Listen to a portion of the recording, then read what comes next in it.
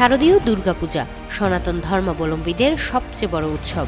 এই উৎসব ঘিরে যেন কোনো অপশক্তি নাশকতা বা অস্থিতিশীলতা তৈরি করতে না পারে সে বিষয়ে গোয়েন্দারা আগেই সতর্কতা বার্তা দিয়েছেন।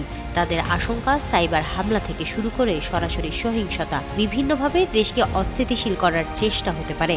সরকারও এই তথ্যকে গুরুত্ব দিয়ে দেখছে।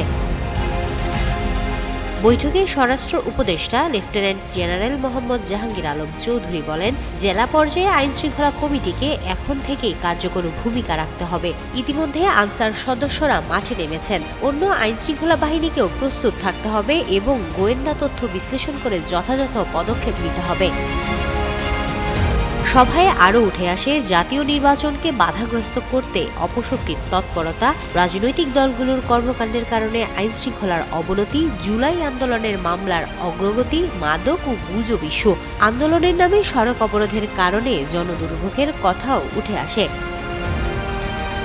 জাতীয় নির্বাচন প্রসঙ্গে তিনি বলেন, নির্বাচন কতটা সুষ্ঠু, অবাধ ও শান্তিপূর্ণ হবে তা রাজনৈতিক দলগুলোর ভূমিকার উপর নির্ভর করবে। তবে আইনশৃঙ্খলা বাহিনী সর্বাত্মক প্রস্তুত রয়েছে।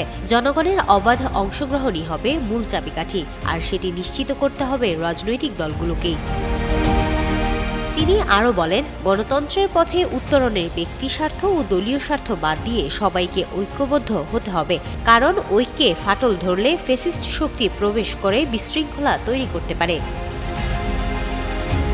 হিমাতুল জান্নাত, যুগান্তর নিউজ।